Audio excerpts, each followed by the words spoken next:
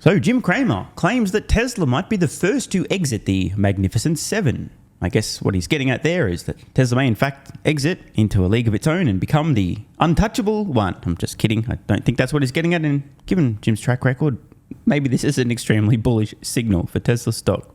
Keep in mind, Jim's job is to A, be entertaining, and B, have an opinion on everything without any accountability. P.S. Bear Stearns is fine, and don't buy Tesla stock, you don't even want to rent it, said Jim Cramer at IPO. Before we get into that, however, as I posted on X, I just wanted to wish ultimate success to Rob Maurer in his new venture. After the hard work on Tesla Daily now for more than the last half decade, I was an early audio-only listener, and there's definitely going to be a Rob Maurer-shaped hole that no one is going to be able to fill. Dude is an absolute workhorse. No doubt will kill it in his new venture. Just wanted to say thanks for all the hard work over the years, Rob. We'll miss you. And just a quick note, some of you folks might be thinking, hang on, didn't this happen a couple of days ago? Yes, I've been traveling. First chance to mention this in a video. I did post on X when I saw the news. But again, mad respect to Rob. Appreciate the hard work over the years and all the best in the new venture. For those of you wondering, I have no plans to be going anywhere anytime soon, or in fact, in the next few decades. I'm sure my haters will be super excited to hear that. Oh, and just one final note.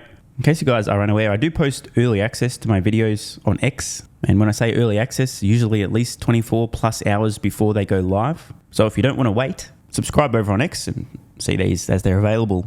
I like to lay out themes you can fall back on all year. Themes that you buy on the down days. Like this one where the Dow shed 94 points, S&P tumbled 0.56%, NASDAQ dropped 0.59%. And again, at one point it was down a lot more. But people keep buying these intraday dips. They can't resist. Buy. Not a good sign, frankly. There's a reason I've been telling you to have lots of cash on the sidelines. Something I've repeatedly stressed to the investor club. And I'll tell you, the investing club people seem to respond pretty well to it. You need cash to participate when stocks get put on sale. And if you understand the themes behind them, you won't get shaken out by a bad tape. You'll use it to your advantage. So just to be clear, what Jim is saying, having cash available to, quote, buy the dip certainly means that if there is a dip, you have cash available to buy said dip. Assuming you aren't sitting going, oh shit, it's probably going to go lower, I'll just wait. But historically speaking, this is an extremely poor strategy. Why? On average, the stock market trends higher over time. My personal belief, cash is trash. There have been a bunch of studies done on this. If you guys want to do some digging, feel free. This is, of course, based on people's risk tolerance and how accurately somebody thinks, possibly arrogantly, that they can predict the future and or time the market. But history has shown thus far a strategy of buying when you have cash available, aka dollar cost averaging into stonks, into indexes, into whatever over time, tends to produce significantly greater returns than sitting on the sidelines with a pile of cash, quote, waiting for the dip. And again, there is the psychological challenge of, oh, stocks are crashing now. Oh, shit, everything's down. What? Oh, 15%? Is that when I buy it? Wait, no, it might go lower. What if it goes to 30%? What if it's down 50%? Oh, shit, it is down 50%. Oh my God, it might collapse 90%. What do I do?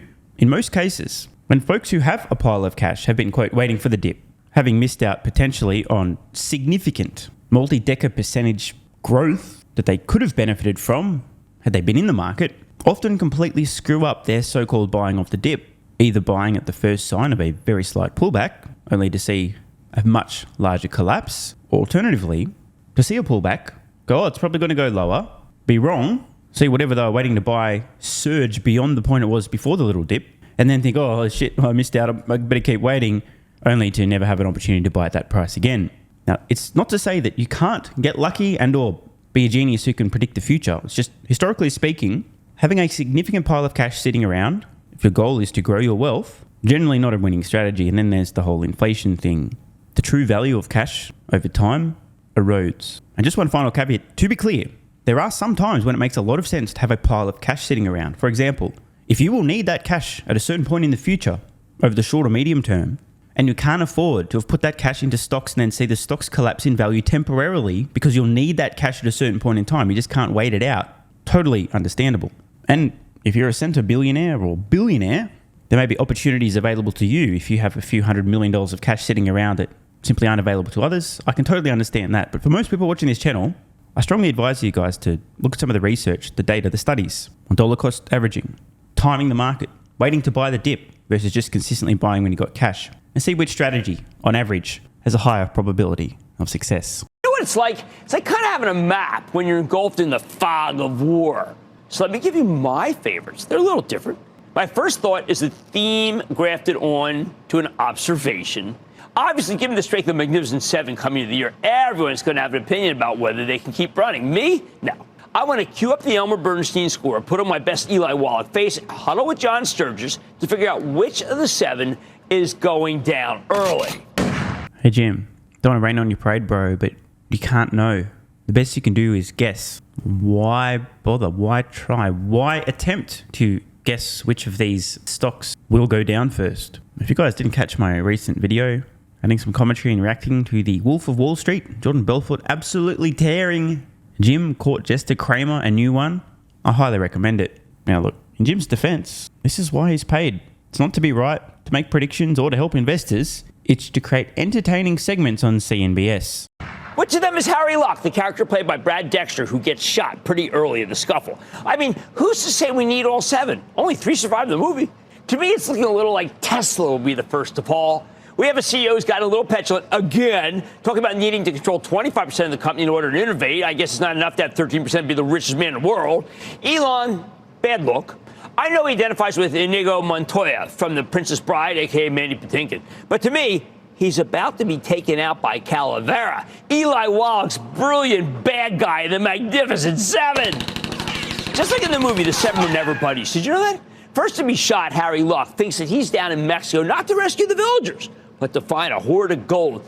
Now, just to switch metaphors a little, he's kind of like the Dobbsy figure in Treasure Sierra Madre. Yeah, Bogart. So is Musk, he's kind of like Dobbs and Harry. I mean, really, can you imagine, just humor me, can you imagine Jensen Huang coming on air and saying he needs 5 times his current holdings if he's going to do some super duper generative AI? I mean, can you imagine that?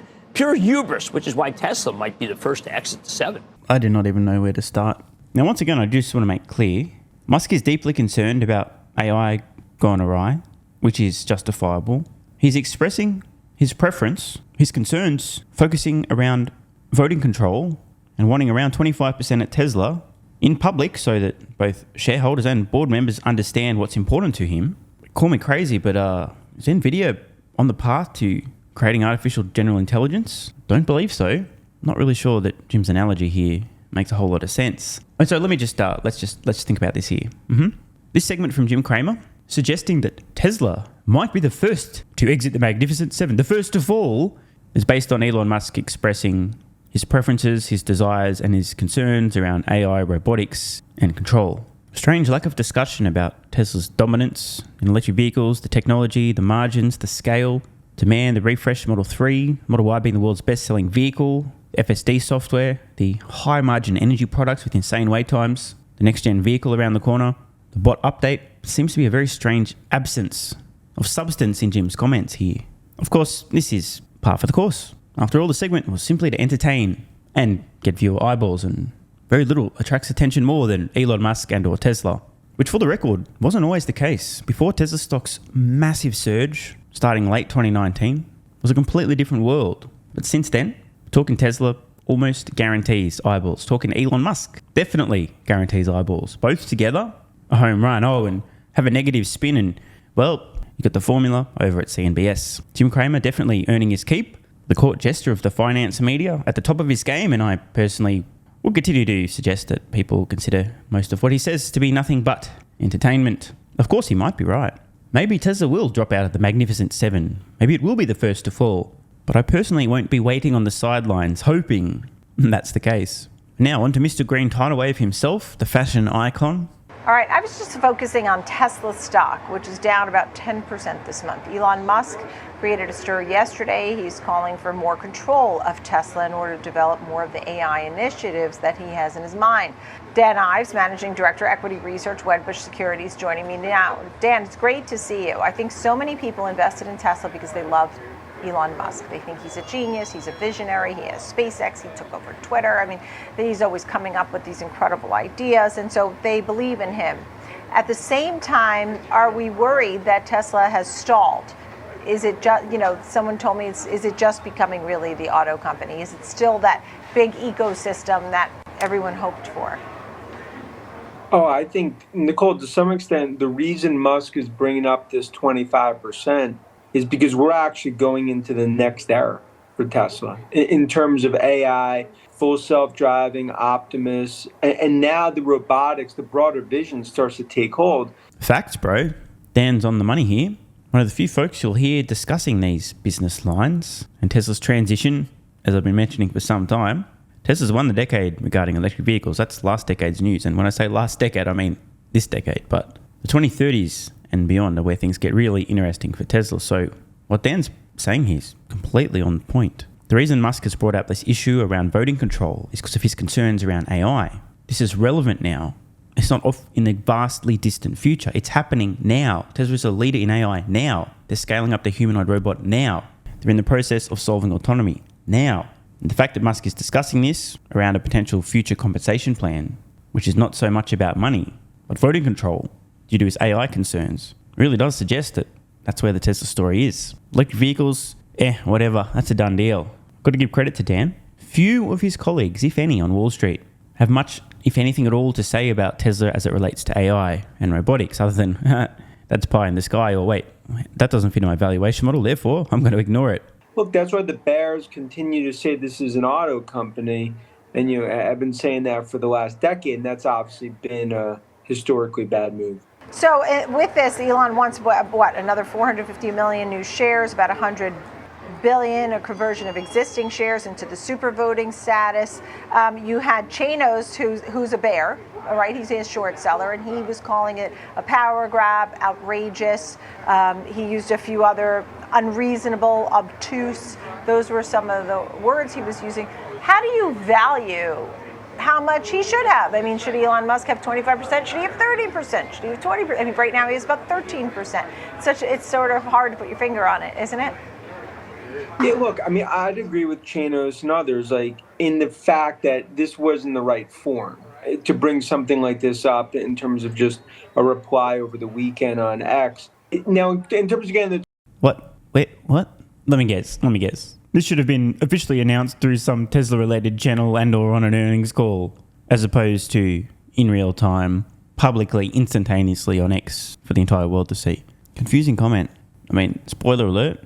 X is the place to share your thoughts, your opinions and ideas first and instantly and broadcast them to an audience, in Musk's case, of 169 million followers. The quickest and most effective way to get out a message to Tesla investors, transparently, in my opinion, is on X. And Musk's comment was relevant in the context of the discussion that was going on around a future compensation plan, what matters to him. It's not about money, it's about voting control due to AI concerns, etc.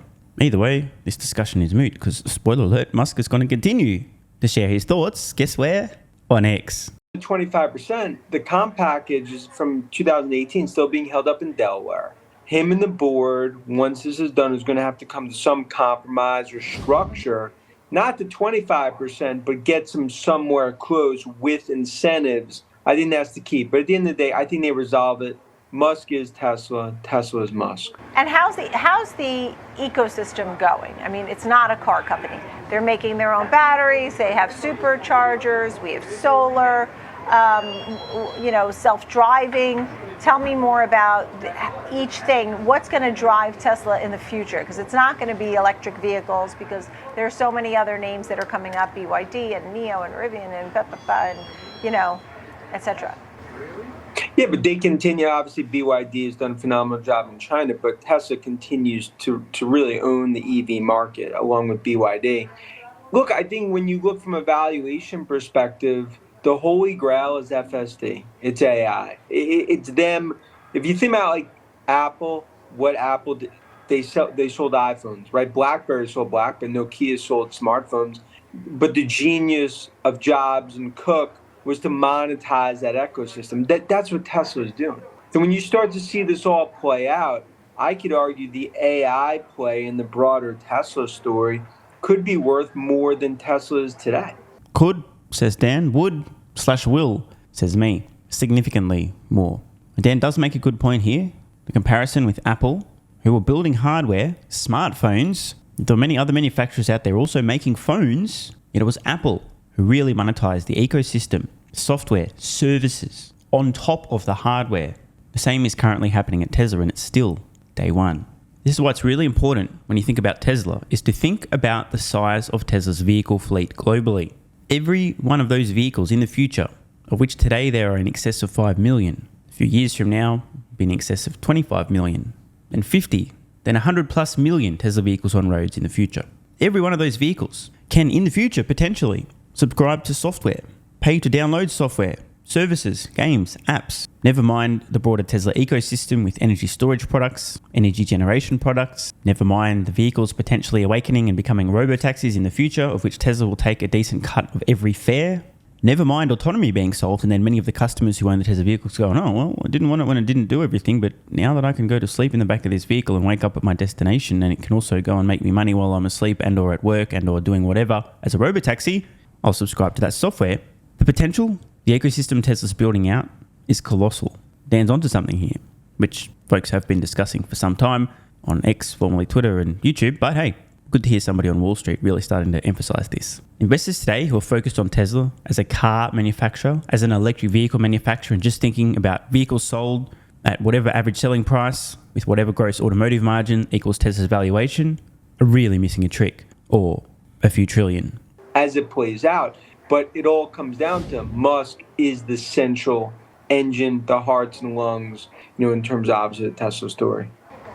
Are people worried about EVs overall? Because I think some people feel duped in that, look, I think Tesla was great. I think it's been an incredible story, growth story. I mean, the numbers have been unbelievable year over year, and Elon Musk has really come through.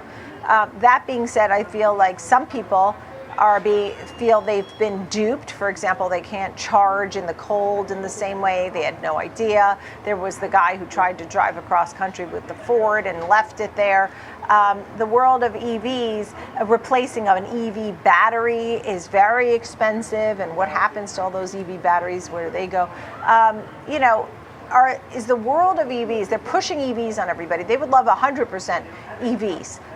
Is it too much, too fast, too much of a push? And are some people losing interest? Yeah, I think maybe it's been too much too soon in terms of broader EV. Now, if you look at Tesla, I think the issue there is that, okay, consumers want a Tesla, maybe not an EV. It is hard to argue with this. Again, you make a steaming pile of shit just because it has a battery as its primary or only form of propulsion does not mean consumers will be lined up to buy it, as many companies producing piles of shit trying to compete with Tesla are currently finding out. You still have less than 5% ownership of EVs in the US. So let's say instead of 50%, let's say it goes to 25%. That's $1 trillion of market opportunity. So I would say you're starting to see a little more humbleness, especially what we're seeing in Detroit. But this story is going to continue to play on, especially as more consumers get educated. But just like we saw with the Hertz black eye last week, I mean, this is going to be a bumpy road to get there. Just out of interest, is anyone aware exactly over what time frame Dan was suggesting EV adoption might go to only 25%? So I'm here to tell you, it's headed towards 100%. And again, I am on the record, my best guess, and that's all it is that more than 80% of all new vehicles sold on Earth before the end of this decade will be electric, up from roughly 10% last year. I think the Hertz story, too, as somebody who rents from Hertz more than I would like to for the last 4 years, and for every time they put the Tesla out there, and it looked sort of enticing, but it really just, I think nobody knows how to do it. I wouldn't even know where to charge it. They don't, say we'll offer you these lessons. So maybe part of the demand issue that Hertz was having was a lack of clarity for someone who wanted to I even wanted to a few times sort of get it maybe out at the beach in the Hamptons, but I wouldn't even know where to charge it. I was terrified I was going to drive at night and be, conked out on some street.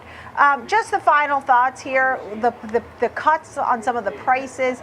Elon Musk said that he's able to really gauge the demand for his vehicles. So he can raise and lower prices as needed much more quickly than when you have to go through these other selling sites. What do you think about the fact that he's been slashing prices in China, slashing prices in Germany? You okay with that?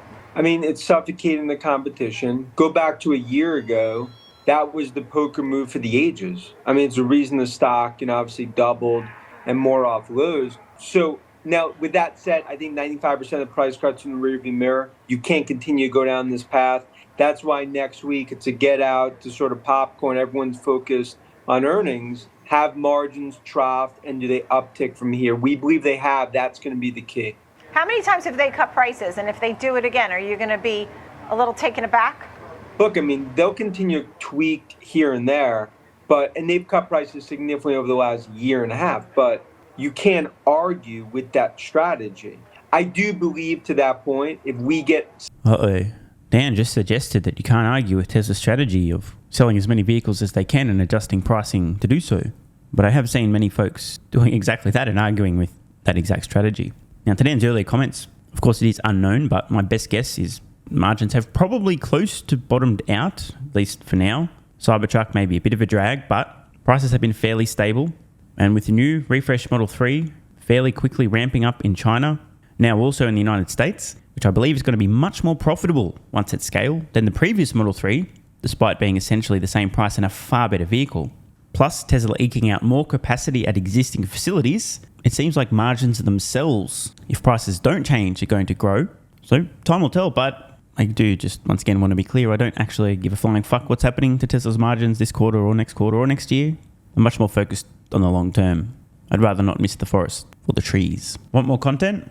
Early access? Bunch of perks? Click the links in the pinned comment. AG1 has given me a massive, meaningful boost in energy, allowing me to do a lot more every day, including using my brain more and using my body more. I highly recommend you guys and girls check it out. It's an excellent way to fill in nutritional gaps. It's got 75 high-quality vitamins, minerals, and whole food source nutrients, plus prebiotics and probiotics and digestive enzymes and adaptogens to help you deal with stress. Plus, if you click the link in the pinned comment or head to drinkag1.com/SMR, you can get yourself a 1-year free supply of vitamin D3 and K2. But don't take my word for it. Here's what some of you guys and girls have to say. AG1 has changed my life.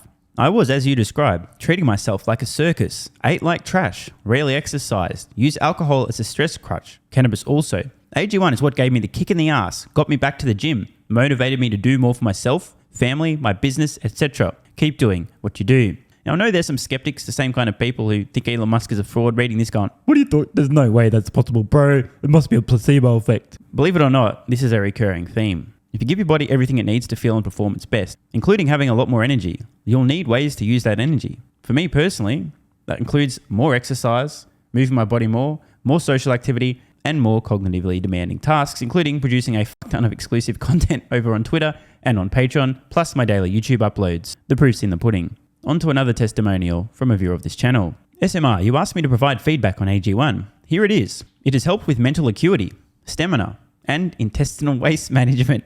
Can't read between the lines. It certainly helps with regularity and digestion. That's what the digestive enzymes are for. It has also dramatically reduced my cravings for sugar. You guys need to stop eating sugar. It's fucking poison. I'm 50, 5'9", and overweight, aka a fat motherfucker. I think that's a technical term for overweight, isn't it? Is it fat motherfucker or obese? I can't remember. I average 100 hours a week in the West Texas oil fields as a safety supervisor. Jesus Christ, dude. No wonder you're struggling to keep your weight under control. 100 hours a week. Brutal. It has helped me lose weight. It is not an appetite suppressant. It can help fat people suppress cravings, and motivation to be healthier is critical for changing your diet. Love you, brother. Again, this is a great point. It's something people really don't seem to grasp. If you have more energy, everything becomes easier. It's like turning on easy mode for life. A few years ago, before I was taking AG1, my health was trash. I was struggling to get through the day, had afternoon fatigue. The last thing I wanted to do was either use my brain or move my body. Didn't have the energy. Now, my biggest struggle every day is figuring out ways to use that energy. I'm exercising way more, doing a lot more with my friends and family, and of course, my work output has increased substantially. And you can fact check me. Check out the average length of my videos I was posting to YouTube 3 years ago. Need I say more? And one final testimonial. Love this one.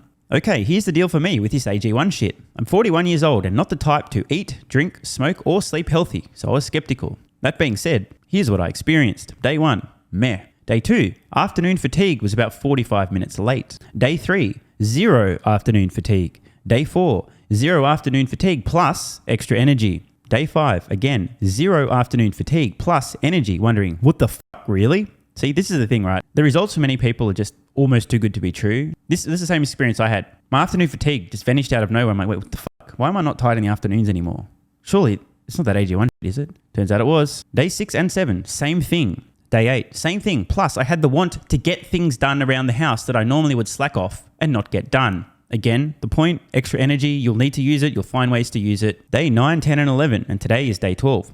I fucking love it. So however you managed to get me to buy it, I'm so glad you did. Thank you so much, SMR. It really changed me so far. Guys, this shit really works. Just try it. By the way, this is the reason I continue to relentlessly promote AG1. A lot of people get real fucking mad in the comments. Oh my God, Snake Oil Salmon's sold out. Oh my God, he's a scammer. This is fraud. But constantly, I'm pretty sure everyone making these comments is also currently short Tesla stock. I'm not particularly concerned about people having a negative perception, those folks suffering from small brain syndrome, still living in my bum's basement syndrome, etc., writing mean comments, claiming AG1's a scam or it doesn't work. I mean, bro, when I get feedback like this is what keeps me going. Just try this stuff for a month, and if you don't get these results, get your money back. See, it's a literal no-brainer. It's an IQ test at this point in time. Testimonial after testimonial after testimonial like this. Get your money back if it doesn't work. Just try it for a month, and if it doesn't work, get your money back. Today's the day. It's finally time. Be like this guy who was a massive skeptic, but finally, after 1,000 promotions in a row, caved in, tried AG1, and has results like this. Head to drinkag1.com/SMR or click the link at the pinned comment, and please, let me know how you're feeling in a few weeks' time.